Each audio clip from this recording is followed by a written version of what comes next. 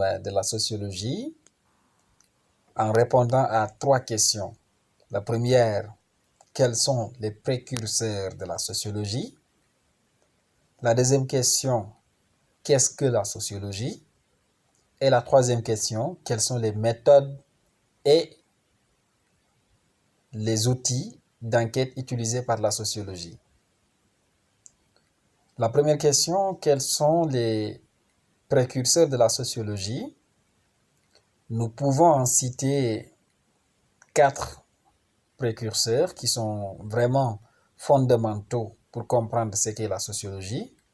Mais tout d'abord, permettez-nous de faire un retour un tout petit peu vers l'Antiquité pour parler un peu de la sociologie.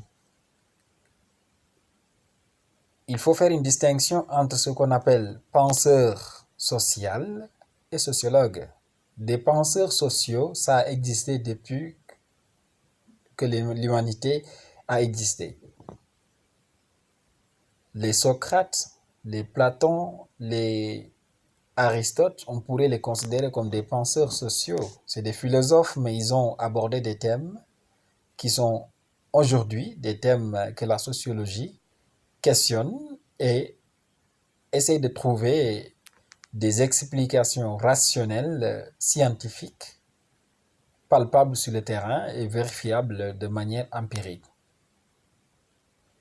Ainsi, des penseurs sociaux, on en trouve tout le temps, surtout dans le passé. Et même aujourd'hui, il y a des penseurs sociaux qui n'ont rien à voir avec les sociologues. Mais les véritables précurseurs de la sociologie, on peut en citer 4, comme je vous l'ai déjà dit. Auguste Comte, qui est un élément fondamental, et Herbert Spencer, qui est aussi quelqu'un non négligeable pour parler aujourd'hui de la sociologie.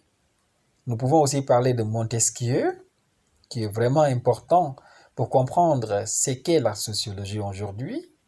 Et enfin, nous pouvons aussi parler éventuellement de Rousseau. Voilà. Ce sont des 4, et on peut en citer plusieurs, mais je mets l'accent sur les 4 parce que tout simplement, je ne veux pas parler dans cette vidéo tous les précurseurs de la sociologie, je ne pourrais pas les citer, mais je pourrais en réalité parler de ce qui constitue l'essentiel comme précurseur de la sociologie. Et pour Auguste Comte, il a travaillé un peu sur son cours de l'introduction à la philosophie positive. C'est par là que sa grande théorie pour expliquer le fait social se base sur le positivisme. C'est-à-dire, pour lui, est vrai en sociologie tout ce qui peut se vérifier dans la réalité. Donc, la réalité est vraiment quelque chose dont le sociologue se soucie. C'est-à-dire, c'est des choses qu'on interroge et qu'on peut en réalité vérifier sur le terrain. Et le terrain, c'est la réalité scientifique. Et pour Montesquieu, qui a un tout petit peu étudié le système politique, donc c'est des faits sociaux aussi, parce que le fait social est assez large, on pourrait le considérer aussi comme un précurseur de la sociologie.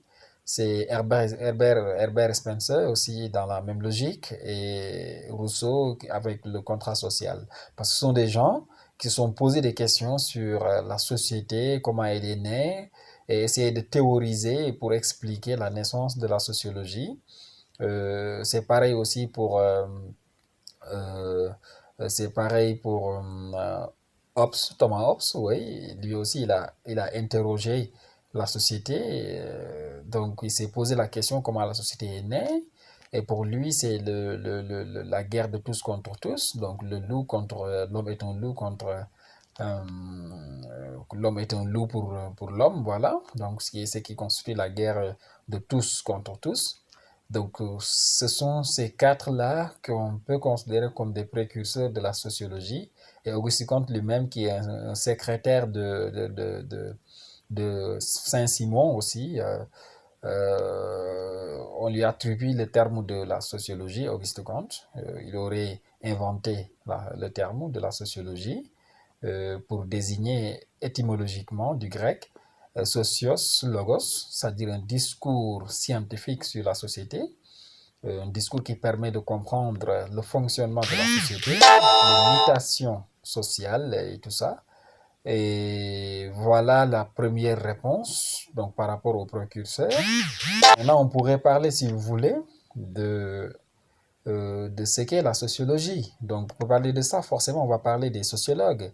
Et le premier sociologue en France, c'est Émile Durkheim. Et en Allemagne, c'est plutôt Max Weber. Ce sont les deux même qui ont vraiment influencé la pensée sociologique et qui sont aujourd'hui très cités, voilà, pour comprendre le fait social et tout. Parce que pour Durkheim, l'objet de la sociologie, c'est le fait social. Donc, le fait social, il est défini comme étant tout ce qui est extérieur à l'individu et contraignant et imposant en même temps à l'individu. Donc, en d'autres termes, on pourrait l'entendre comme la culture. Et c'est dans l'autre côté, avec Max Weber, l'activité sociale. Ouais. Il n'y a pas une opposition assez franche donc, entre les deux, assez nette, je voulais dire, donc entre les deux sociologues. Euh, quand Max Weber parle d'activité sociale, Durkheim parle de fait social, en réalité, ça revient au même, ça désigne tout simplement la culture. Quant à maintenant les méthodes, il y a la méthode holistique utilisée par Durkheim qui pense que pour comprendre la société, il faut partir du cadre général pour aller vers le particulier. Le particulier, c'est l'individu. Donc, il faut partir de la société pour comprendre l'individu. Et du coup, l'effet social ne peut être compris qu'en le confrontant avec d'autres faits sociaux. Donc, ce qui veut dire, c'est une sociologie causale, explicative. Donc, un fait social est expliqué par d'autres faits sociaux.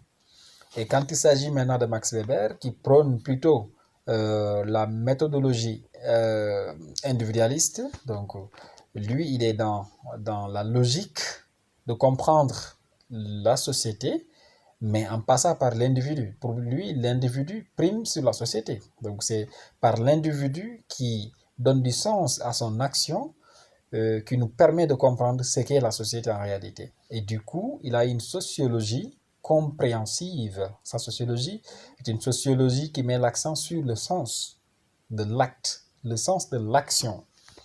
Et pour corroborer le tout, il y a Georges Simmel qui vient pour mettre l'accent sur une autre méthode synthétique des deux, donc l'interactionnisme. Pour lui, pour comprendre le fait social, c'est pas l'individu qui est important seulement, c'est pas non plus la société qui est importante, mais c'est plutôt les deux, c'est-à-dire c'est l'interaction qui fait la société. Donc pour qu'il y ait société, il faut qu'il y ait interaction, il faut que les individus s'interagissent pour qu'on puisse parler de société. Voilà. Les méthodes utilisées, les outils d'enquête, donc c'est plutôt enquête par questionnaire, donc c'est des questions fermées souvent ou des questions ouvertes qu'on peut soumettre à notre enquêté, ou bien c'est des entretiens directs, semi-directs ou indirects, voilà, qu'on peut utiliser aussi. Je ferai une autre vidéo donc pour expliquer chaque méthode avec vos commentaires, vos critiques pour que je puisse savoir quels sont les points à améliorer, quels sont là où vous attendez plus que je mette l'accent. Voilà, donc vos critiques seront les bienvenues. Merci beaucoup de votre aimable attention.